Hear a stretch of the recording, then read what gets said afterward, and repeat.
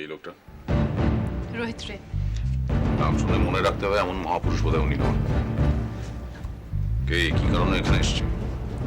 ব্যবসার সূত্রে এসেছিল। ব্যবসা? I see. ব্যবসার কথাবার্তা বাড়িতে বসে। তা কি ধরনের ব্যবসা? চামড়ার? তুমি অন্য সবাইকে নিজের মতো ভাবো। নোংরা আর অসৎ। আমি নোংরা?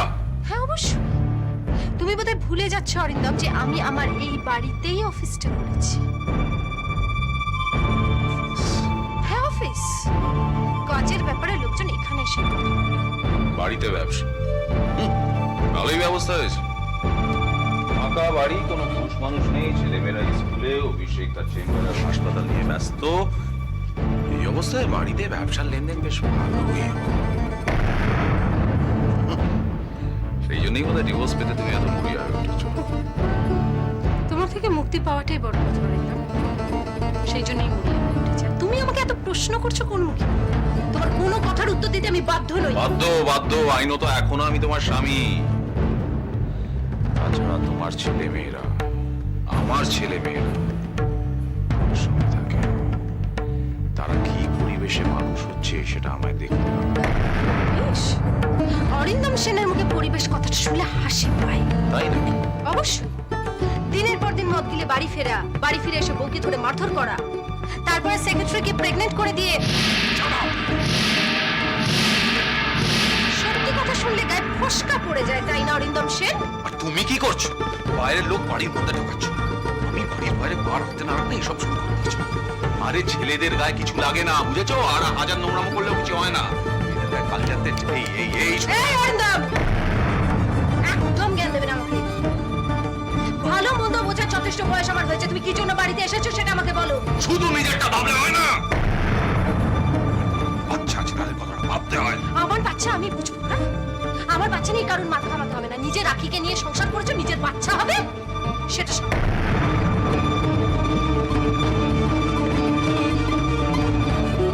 কিছু ইম্পর্টেন্ট ফাইলস আছে, নিতে হবে। নিয়ে নাও।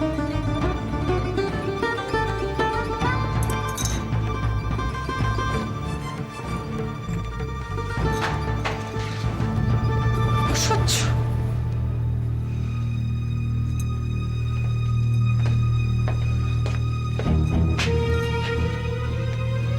ফাইলগুলো পেয়ে গেছি। Thank you.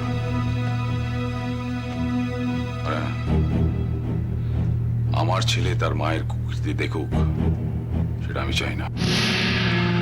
কীর্তি, তুমি নিজে যা করছো করো, বলে ওই মেয়েটাকেও তোমার মতনই তৈরি করো। অবশ্য ওই হুইল চেয়ারে বসা মেয়েটাকে কেই বানেবে। কিরিটকে আমি নিয়ে যাব। নিয়ে যাব বললেই তো আর নিয়ে যাওয়া যায় না। হ্যাঁ, তার জন্য আইন আছে, আদালত আছে। কিরিটের কাস্টাডি আমি নেব। আমি চাই না ও শিশু মন তার মায়ের এই নোংরাম দেখে মিশিয়ে উঠুক। কিরিট বড় হয়ে গেছে না? কিরিট সেদিনই বড় হয়ে গেছে যেদিন জেনেছে তার বাবা রাখি আন্টিকে ভালোবাসে। কিরিট সেদিনই বড় হয়ে গেছে যেদিন দেখেছে তার বাবা সুটকেস সাথে বাড়ি থেকে বেরিয়ে চলে গেছে। ডিভোর্সের সিদ্ধান্তটা তোমার। হ্যাঁ, ডিভোর্সের সিদ্ধান্তটা আমার, কিন্তু সিদ্ধান্তটা নিতে বাধ্য করেছো তো। কিরিটের কাস্টাডি আমি নেব। তার জন্য দরকার হয় আমি আদালত ওলট পালট করে দেবো। Thank you Arindam. শুনে নিশ্চিন্ত হলাম যে শেষ পর্যন্ত তুমি ডিভোর্সটা দিতে রাজি হয়েছো।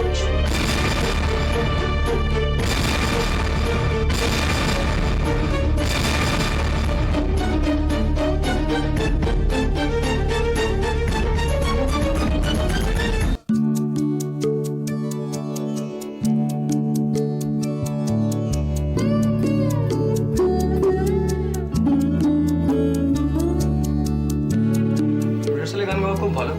আমরা মনে হয় গানটা এবার টেকে যাই। হ্যাঁ হ্যাঁ, একটু টেক করে নি গানটা। খুব ভালো গাওয়া। এক্ষুনি টেকে যাবো? কি হয়েছে? No problem. আরে গান তো টোনা হয়ে গেছে। লোকেশন ঠিক আছে তো? সব ঠিক আছে। ব্যাস। না, কিন্তু আমার মনে হয় টেকে যাওয়ার আগে একটুখানি রিল্যাক্স, কোনো টেনশন করো না। সব টেকেই যাই। All the best.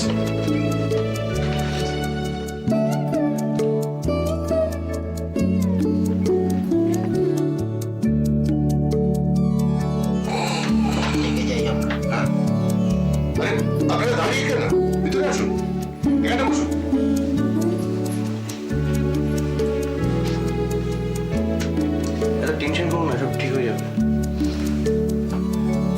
কি নমস্কার করো না, চলো তো।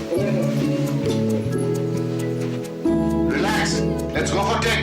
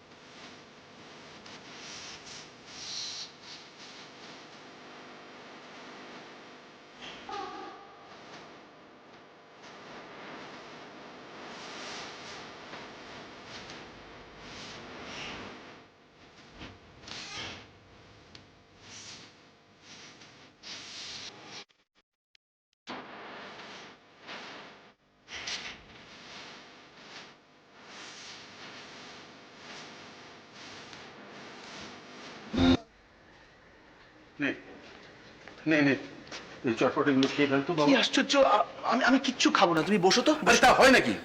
হ্যাঁ তা হয় নাকি? হ্যাঁ আমরা সব পেট ভরে খাচ্ছি আর তুই কোথায় ঘুরে ঘুরে বেড়াচ্ছিস? না না খা, খা। আচ্ছা আমাকে দাও, আমি খাচ্ছি, দাও। না না না, না, আমি তোকে নিজে হাতে খাইয়ে দিই। হ্যাঁ নে খা। আমি জানতাম তুই আসবি, সে কারণে তোর মাকে লুকিয়ে না আমি সবগুলো আনিয়ে রেখেছিলাম। দেখা কতদিন পর বাড়িতে খাচ্ছি, ছেলেবেলার কথা মনে হচ্ছে। তুমি এরকম ভাবে খাই দিতে। তোর মা যখন তোকে খাওয়াতে পারতো না তখন আমার হাতে থালাটা ধরিয়ে দিতে। তোমার সঙ্গে কিন্তু আমি কোনোদিন দুষ্টুমি করতাম না। এখন করছিস বড় হয়ে।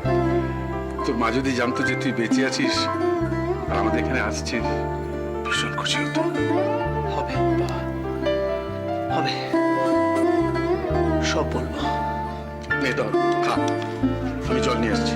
এ দেখো, আবার তুমি আমাকে বলতে তো পারতে। কিভাবে এতগুলো বছর পাথর চাপা দিয়ে যে কাটিয়েছি না, তোকে কি বলবো। তুই নতুন আসবি কেমন, আমি মাকে কোথাও পাঠিয়ে দেবো, বুঝলি? নে, খা।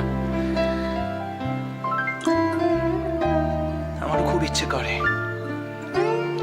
মার সঙ্গে দেখা করতে, সীমার সামনে এসে দাঁড়িয়ে বলতে, দেখো আমি ফিরে এসেছি।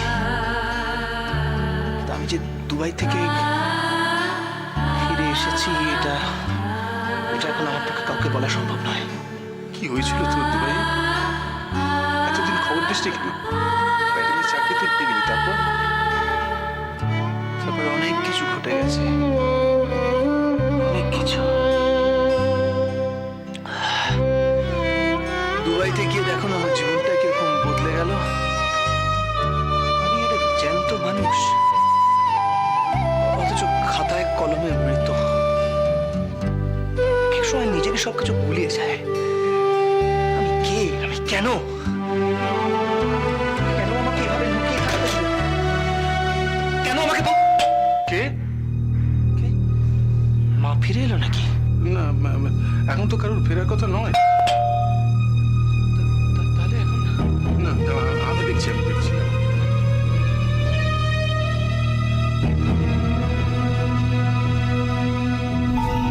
তা তুমি এরকম হঠাৎ অসময়ে চলে এলে? আমার অফিসের কাজ শেষ হয়ে গেল, তাই বাড়ি যাই। ও, চলে এলে? হ্যাঁ, কি হয়েছে বাবা? না, কিছু হয়নি। কিছু কি হয়েছে বলুন না, আমাকে বলুন। না, আমি একটু ঘুমিয়ে পড়েছিলাম আর কি, বুঝতে পারছো? এই সময় তো তোমার শাশুড়ি থাকেন না, বিকেলের দিকে আসেন আর কি, সেই কারণে চমকে উঠলাম বেলটা দিয়ে। হ্যাঁ, আমি বয়স হয়েছে তো। সেটাই ভাবছিলাম। বেল বাজাচ্ছি কিছুতেই। যাক, ঠিক আছে, তুমি আপনি ধুয়ে এসো, যাও। আমি ওদিকে আবার কোথায় যাচ্ছ তুমি? রোদ্দুর আসছে, জানলাটা বন্ধ করে দিয়ে। উফ, বাবা! কি হয়েছে বাবা? কি হলো বাবা? কি হলো? না, ওই দেখো না, এখানে কিরকম লেগে গেল। টান লাগলো বলতো? সোজা করুন না বলতো। না, দাঁড়ছে। ঠিক আছে। এখন একটু কি টান ধরে গেল। আজ আপনার কি হয়েছে বাবা? না, ওই কিছু না তো। কেমন কেমন যেন ব্যবহার করছে না। কেউ এসেছিল বাবা? হ্যাঁ, না, কই কেউ আসেনি তো। কেন?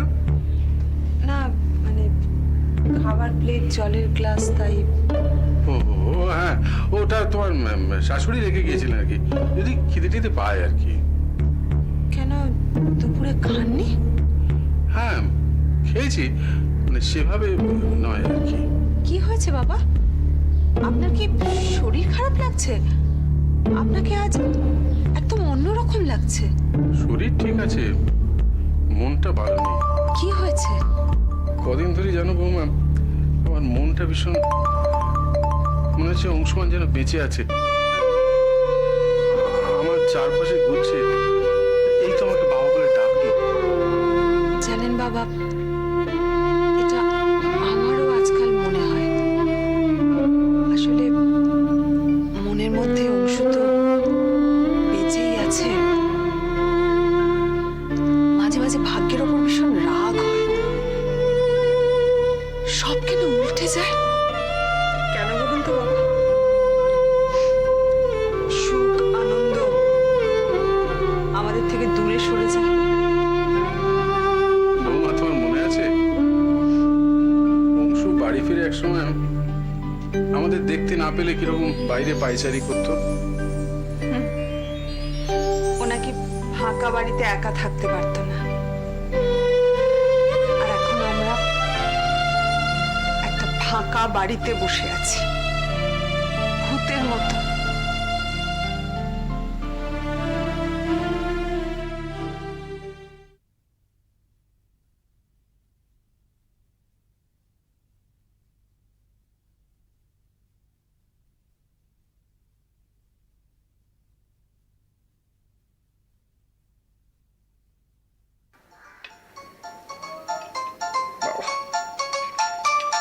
এত রাতে কে?